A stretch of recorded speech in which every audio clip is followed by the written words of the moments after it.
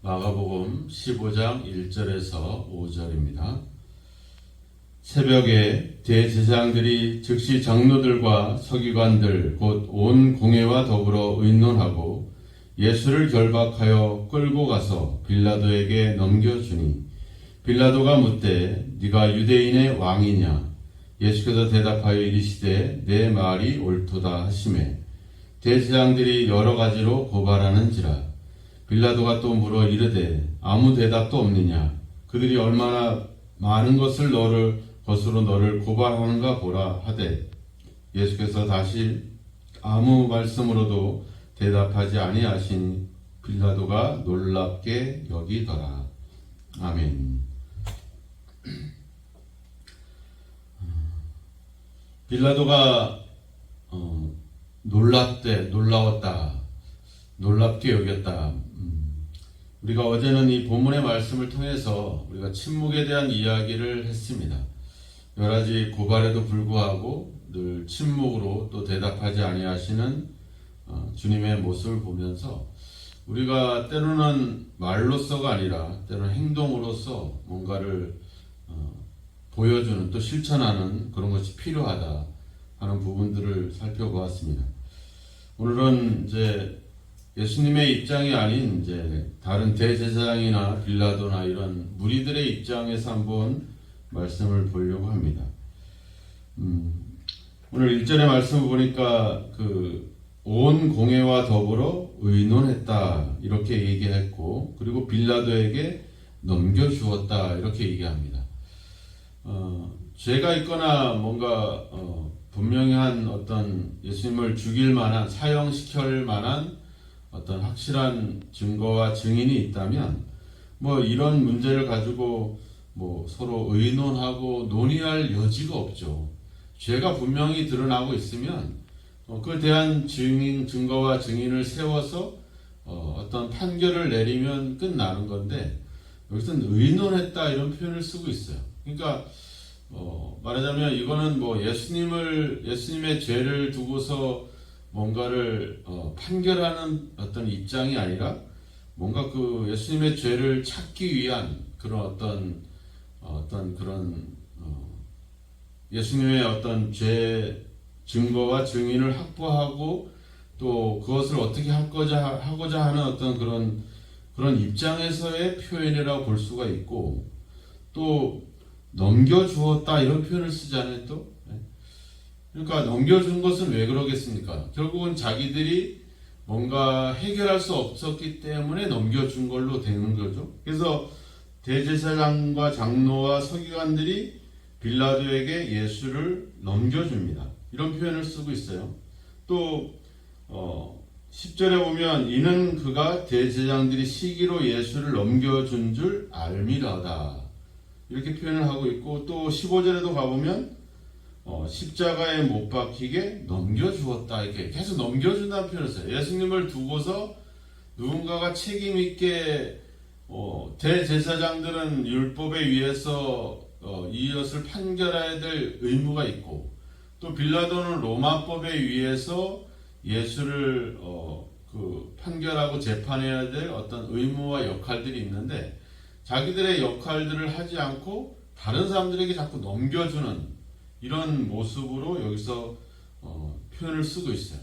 예수님도 9장 31절에도 가보면 예수님을 인자가 넘겨준다 뭐 이런 표현들을 쓰고 있어요.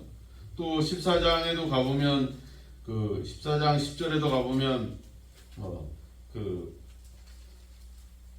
가룟 유다가 예수를 넘겨주려고 했다 이렇게 표현을 쓰고 있어요. 계속 넘겨주다라고 하는 표현들이 계속 나오고 그 표현은 이제 가룟 유다가 예수를 팔아넘겼다. 이제 예수님이 겟세마네 동산에서 기도할 때 야 이젠 됐다. 이젠 인자가 팔릴 것이다 이런 표현을 쓰잖아요. 이게 팔린다는 표현도 넘겨주다라는 단어를 같이 쓰고 있어요.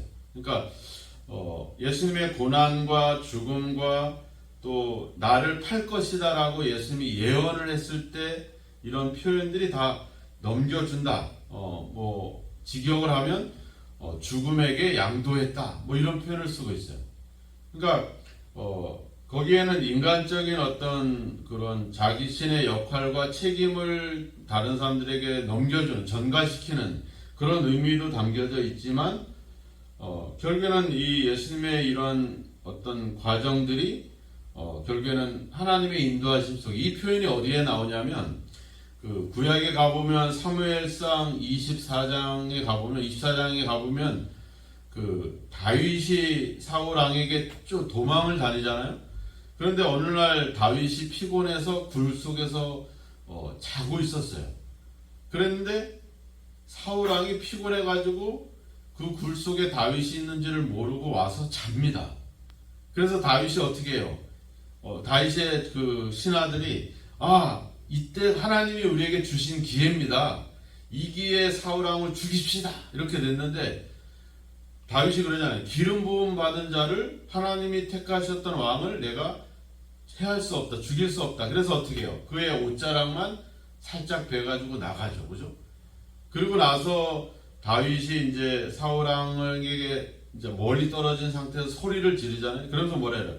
여호와께서 당신에게 이르시기를 내가 원수를 네 손에 넘기리니 내 생각에 좋은 대로 그에게 행하라 하시더니 이것이 바로 그날입니다. 그러니까 내가 죽일 수도 있고 살릴 수도 있는데 나는 하나님의 기름 부음 받은 자를 죽일 수 없기 때문에 옷자락을 잘다 왔다 이렇게 이제 얘기를 하는 거죠. 하나님이 나한테 넘겨주었다는 거예요. 넘겨줬기 때문에 나는 내 생각대로 하면 된다는 거죠. 죽일 수도 있고 살릴 수도 있고. 그때 그 넘겨주다, 하나님이 사울 왕을 다윗 왕에게 넘겨주다라고 했을 때 쓰는 단어가 바로 여기서 쓰여지고 있는 단어와 같은 의미라고 하는 거죠. 그러니까 이 사건의 결국은 예수님의 이 십자가의 사건, 그리고 서로 책임을 전가하면서 예수님을 넘겨준 이 모든 과정의 배후에는 결국에는 하나님의 인도하심이 있다라고 하는 것을 이 넘겨주다라고 하는 표현 속에 그 의미가 담겨져 있다는 것이. 그러니까 이들은 결국은 자기들의 책임을 피하기 위해서 행하고 있지만 결국은 이 과정에 그 과정들을 계획하고 이끌어가고 있는 그 배후에는 결국 하나님이라고 하는 그 존재가 있다라고 하는 것을 여기서 이 단어를 통해서 우리에게 보여주고 있는 겁니다. 그러니까 예수님의 고난과 죽음 또한 하나님의 계획 속에 있다라고 하는 것. 그렇다고 하면 뭐예요? 그게 끝이 아니라 결국에는 부활이라고 하는 하나님이 다시 그를 죽은 자 가운데서 다시 살리시는 그런 역사까지도 하나님 속에 있다는 거죠. 그러니까 우리가 예수님뿐만 아니라 우리의 삶에도 그런 거죠. 우리가 여러 가지 어려움을 당하고 문제를 당할 때 우리가 낙심하지 말아야 될 이유는 그 삶의 배후에는 하나님이 계시다는 것이죠. 그 하나님이 우리를 계속 이끌어 가는데 하나님의 인도하심 속에는 형통하고 성공하고 출세도 있겠지만 거기에 시련도 있고 예수님처럼 고난도 있고 죽음도 있다라고 하는 것. 그래서 그렇지만 그게 다 하나님의 인도하심 속에 있다고 한다면 우리가 결코 두려워할 일이 아니라고 하는 겁니다. 왜? 그 죽음이 끝이 아니라 이후에 부활과 다시 생명, 영원한 생명에 대한 그것까지도 하나님이 다 주관하고 있기 때문에 지금 내가 당장 시련을 당하고 어려움을 당해도 어떤 것에 대한 두려움이 없는 거죠. 그래서 사도행전에 보면 제자들이 복음으로 인해서 죽임을 당하잖아요. 순교를 당하고. 그래서 그들 속에는 두려움이 없는 이유는 뭐겠어요? 하나님이 있기 때문에 하나님이 그 죽음, 나의 죽음 또한 주관하고 있다는 사실을 알기 때문에 그 하나님을 신뢰하기 때문에 지금 내가 처해 있는 상황을 그들이 낙심하거나 절망할 이유가 없다라고 하는 겁니다. 그래서 예수님이 고난당하고 죽임당하는 장면 속에는 결국은 하나님의 어떤 주관과 인도하심을 있다는 사실을 생각해 본다면 결코 우리가 우리 삶에 일어나는 일들 때문에 우리가 낙심하거나 실망할 이유는 없다는 거죠. 그 하나님만을 의지하면 하나님께서 우리의 문제들을 풀어줄 수 있다는 것. 또 오늘 빌라도가 예수님께 물어보잖아요. 네가 유대인의 왕이냐? 자, 왜 빌라도가 예수님께 물어봤겠어요? 유대인의 왕이라고 자칭 유대인의 왕이라고 하면서 로마 황제에게 반역을 꾀하고 있다라고 그 대제사장들이 그 죄로 고발을 했기 때문에 그렇습니다. 그죠? 신성 모독은 유대교의 문제이기 때문에 로마법에는 적용이 안 됩니다. 그러니까 예수를 사용시키려고 한다면 그 반역죄밖에 없거든요. 그러니까 이 대제사장이 사람들을 시켜서 자기가 자칭 유대인의 왕이다라고 이렇게 하면서 사람들을 미혹하고 봉기를 일으키고 뭔가 저항하려고 한다 하는 어떤 그런 죄목을 빌라도에게 고발을 한 거죠. 그러니까 그 빌라도가 예수께 물어보는 거예요. 네가 유대인의 왕이냐? 오늘 이 마가복음에 기록되어 있지 않지만 그 누가복음 23장에 넘어가 보면 그 기록이 있습니다. 그들은 거기 가보면 그들이 고발하여 이르되 주의 백성을 미혹하고 또 가이사에게 세금을 바치는 것을 금하고 자칭 왕 그리스도라 하더이다. 이렇게 제목을 낱낱이 빌라도에게 고발을 합니다. 그러니까 빌라도가 이제 물어본 거죠. 네가 유대인의 왕이냐? 유대인의 왕을 누가 고발을 한 거예요? 유대인이 고발을 한 거예요. 그러면 이 대제사장은 과연 누구 편인가 하는 거죠. 자기들이 유대인의 왕이다라고 생각하고 있는 그 사람을 로마 사람에게 고발을 하는 겁니다. 그러면 결국은 이 사람들의 노선은 결국은 유대교와 하나님이 아니라 로마 황제를 섬기고 로마를 향하고 있다라고 하는 것이 여실히 드러나고 있잖아요. 자기들은 하나님의 성전 안에서 하나님의 일을 하는 대제사장들인데, 그래서 어떻게 보면 유대교와 유대인들에 대한 어떤 특별한 애정들이 있잖아요. 이방인들 뭐 이런 거 다 싫어하는데, 자기들은 유대인이면서 유대 율법을 따르면서 유대 하나님을 섬기면서 유대인의 왕이라고 하는 이 예수를 이방인에게 고발을 하고 있다. 이게 완전한 이제 모순이 되는 겁니다. 또 보면 백성들이나 제자들이 예수님께 원했던 게 뭡니까? 이 로마의 압제에서 우리가 벗어나서 해방을 얻고 자유를 얻고 그래서 우리 민족이 구원받는 것이 그런 기대가 있었잖아요. 그러니까 뭐 정치적으로 말하면 새로운 예수님이 개혁을 일으키고 권력을 잡아서 이 세상을 진짜 다윗왕 때처럼 그런 나라로 만들기를 기대하는 그런 생각들이 있었는데, 근데 예수님이 그걸 안 했잖아요. 제자들도 높은 자리에 앉고 싶었는데 예수님이 막 그냥 저항하거나 개혁을 일으키거나 권세를 잡는 게 아니라 그냥 저렇게 맥없이 붙잡히고 고난당하고 죽음의 길로 가고 있는 것에 대해서 제자들이 실망을 했잖아요. 백성들이 호산나 다윗의 자손이여 하면서 예루살렘에 들어올 때 환호를 성을 지르고 예수님을 기뻐했던 이유가 뭡니까? 이제 우리에게 새로운 세상이 열려서 이제는 우리가 자유를 얻고 로마로부터 벗어나서 이제는 우리가 독립을 해서 이제 새로운 나라, 행복한 나라가 될 거다, 이런 기대를 갖고 있었는데, 그런 왕이 나귀를 타고 오고 그들에게 체포를 당하고 죽임을 당하니까 사람들은 실망할 수밖에 없죠. 그래서 예수님은 내가 그런 것을 위해서 온 것이 아니다 라고 말하기 위해서 자신을 계속 인자다 이렇게 표현을 했잖아요. 그죠? 그래서 그런데 정작 예수님이 지금 고소당하고 지금 그 신문당하고 있는 이유가 뭐예요? 유대인의 왕이라고 하는 문제 때문에, 다른 말로 얘기하면 정치적인 반역자, 황제에게 저항하는 그런 반역자라고 하는 것으로 고소를 당하고 있는 거예요. 예수님은 그런 얘기 한 번도 한 적도 없어요.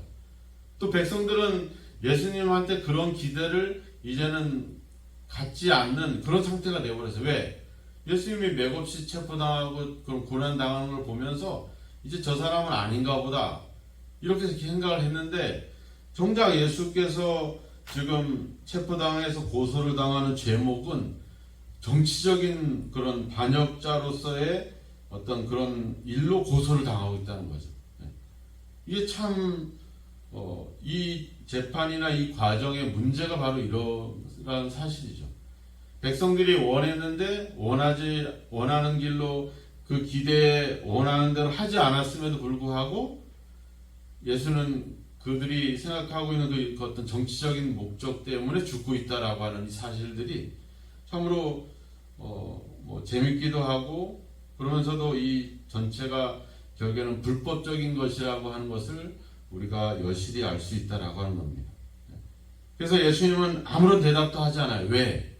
자칫 여기서 뭐 내가 유대인이 왕이다. 여기서 네 말이 옳다 이렇게 표현하고 있잖아요. 내가 유대인의 왕이다 이 말이 아니라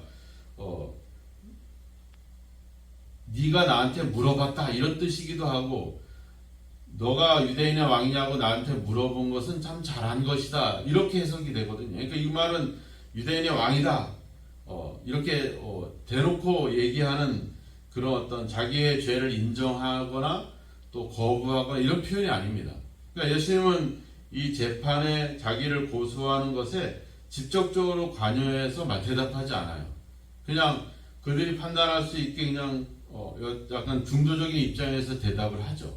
왜? 자칫 잘못 얘기했다가는 예수님이 정치적으로 비춰질 수도 있고 또 자칫 잘못하게 되면 사람들이 생각하고 있는 인식에 잘못된 인식을 줄 수 있기 때문에 예수님은 대답을 안 하죠.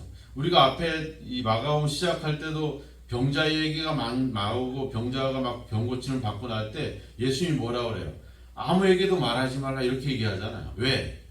자칫 예수님을 잘못 전했다가는 예수가 메시아 구원자로서가 아니라 뭐 병 고치고 뭐 특별한 기적을 행하고 이런 사람으로 비춰질 것에 대한 우려가 있는 거죠. 예수님이 침묵하는 것도 그런 이유가 있는 겁니다.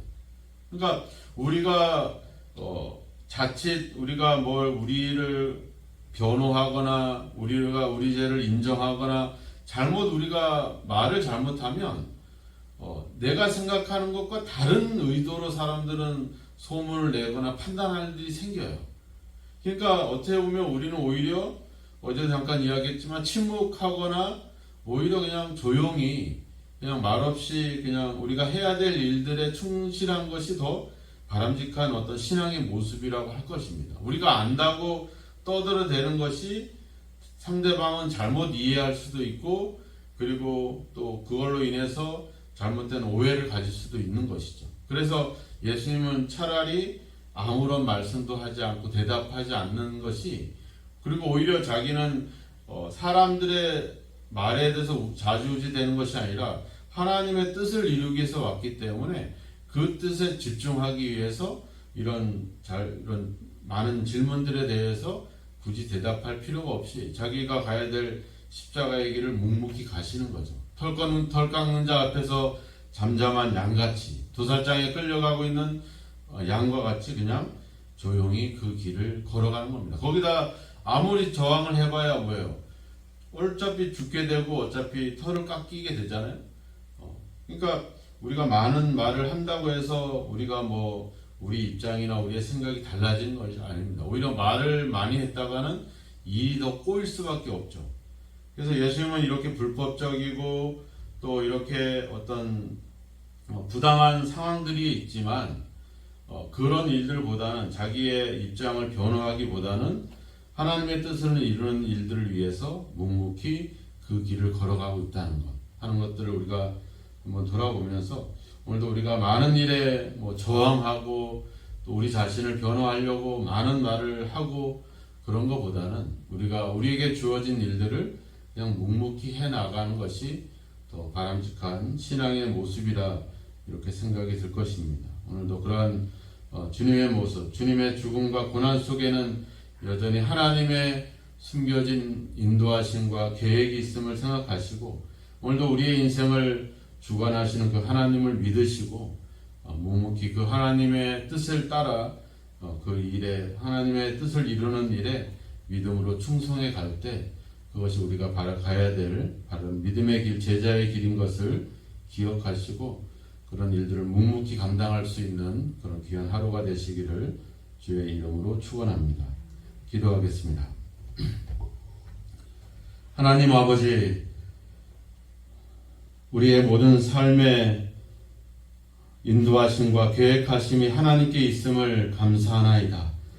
우리가 당하는 여러 가지 어려움들, 문제들 또한 하나님의 인도하심 속에 있음을 생각해 볼 때 오늘도 우리가 그 하나님을 신뢰하고 믿으면서 어떠한 상황에도 흔들리지 않는 믿음의 삶을 살아가게 하옵소서. 많은 사람들이 고발을 하고 예수를 죽이려고 할 때에도 아무 대답도 하지 아니하시고 하나님의 뜻을 이루는 일에 집중하셨던 주님을 보면서 오늘도 우리에게 주신 하나님의 뜻과 그 말씀에 순종하며 묵묵히 우리의 길을 아버지 신실하게 걸어갈 수 있는 저희들이 되게 하여 주옵소서. 세상에 모순되고 부당하고 억울한 것들이 많지만 그런 것들에 일일이 답변하며 변호하며 변명하지 않게 하시고 그저 우리에게 주어진 아버지의 믿음의 길을 오늘도 묵묵히 걸어갈 수 있는 힘을 주시고 아버지 그 어떤 상황과 사람들에게 흔들리지 않고 우리의 삶을 주관하시는 그 하나님을 의지하며 살아갈 수 있도록 오늘도 우리에게 믿음을 더해 주시고 아버지 이 길을 걸어갈 수 있는 능력과 은총을 허락하여 주시옵소서. 이 새벽에도 기도합니다. 오늘 하루 우리의 삶을 하나님께 맡깁니다. 하나님이 주관하셔서 하나님의 뜻을 온전히 이룰 수 있는 믿음의 삶이 되도록 성령으로 다스리시고 함께 하옵소서. 예수님의 이름으로 기도하옵나이다. 아멘.